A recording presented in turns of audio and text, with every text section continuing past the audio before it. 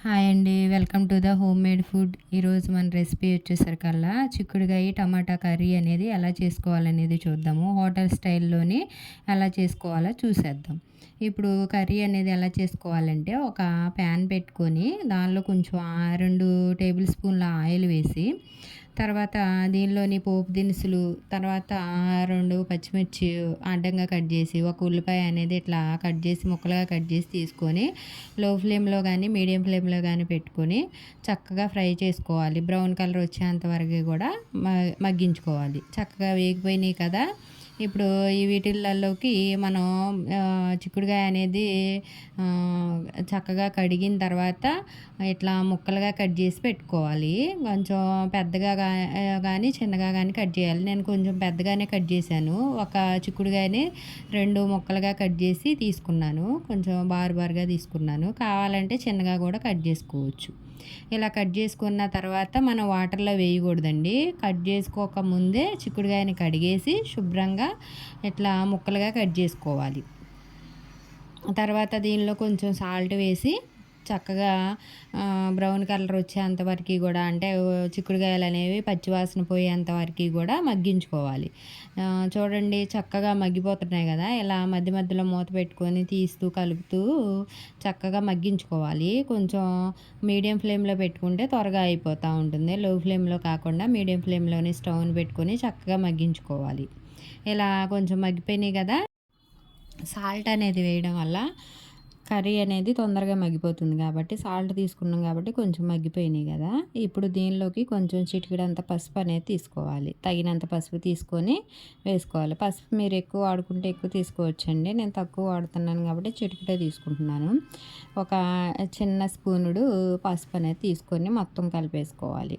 ఇలా కలిపేసి కొంచెం మగ్గించుకుంటే ఇంకా బాగా మగ్గుతాయండి ముక్కలు అనేది. పసుపు వేస్తే కూడా తొందరగా మగ్గిపోతూ ఉంటాయి. తొందరగా మగ్గుతాయి కాబట్టి పసుపు అనేది తీసుకున్నాను. తర్వాత దీనిలోకి ఒక 2 టేబుల్ స్పూన్ల కారం అనేది తీసుకున్నాను. పచ్చిమిర్చి అనేది ఒకటే యాడ్ చేసాం కాబట్టి కారం అనేది తగినంత తీసుకోండి. మీకు స్పైసీగా కావాలంటే స్పైసీగా, వద్దు అనుకుంటే ఒక స్పూన్ తీసుకోండి. తర్వాత గరం మసాలా పౌడరు, ధనియా పౌడరు తీసుకొని మొత్తం కూడా ఈ చిక్కుడుగాయకి పట్టేలాగా కొంచెం కలిపేసి మూత పెట్టేసుకొని ఒక 2 నిమిషాలు మగ్గించుకోవాలి. ఇలా మూత పెట్టేసి చక్కగా 2 నిమిషాలు లో ఫ్లేమ్‌లోనే మగ్గించుకోవాలి. హైలో వద్దులేండి. ఎందుకంటే మాడిపోతుంది కాబట్టి లో ఫ్లేమ్‌లోనే ఇలా మగ్గించుకున్న తర్వాత చక్కగా మగ్గిపోయినాయి కదా! ఇప్పుడు టమాటాలు అనేవి ఒక 2 పెద్దగా ఉండే టమాటాలు కట్ చేసి వాటిని మెత్తగా పిసికేసి వేసుకోవచ్చు. లేదంటే టమాటాలు అనేది డైరెక్ట్‌గా ముక్కలుగా కట్ చేసి తీసేసుకోవచ్చు. నేను ఇక్కడ మెత్తగా పిసికి తీసుకున్నాను తొందరగా ఉడికిపోతుందని. తర్వాత ఒక స్పూను అల్లం వెల్లుల్లిపాయ పేస్ట్ అనేది తీసుకోవాలి. అల్లం వెల్లుల్లిపాయ పేస్ట్ వేసి కలిపేసి మూత పెట్టేసి చక్కగా లో ఫ్లేమ్‌లోనే మగ్గించుకోవాలి. చక్కగా మగ్గిపోతూ ఉంటాయండి. ఇలా మూత పెట్టేసుకొని చక్కగా మగ్గించుకోవాలి. చూడండి ఇప్పుడు చక్కగా మగ్గిపోయినటువంటి కర్రీ అనేది కనిపిస్తుంది కదా! వీడియో క్లిప్‌లో కనిపించిన విధంగా చక్కగా మగ్గిపోతుంది కదా! అలా మగ్గిపోయినటువంటి కర్రీ అనేది మనకి రెడీ అయిపోతూ ఉంటుంది. ఓకేనా? చాలా ఈజీ కదా! సింపుల్గా తొందరగా చేసుకునేటువంటి రెసిపీ. చాలా మంచిది చిక్కుడుగాయ కర్రీ అనేది.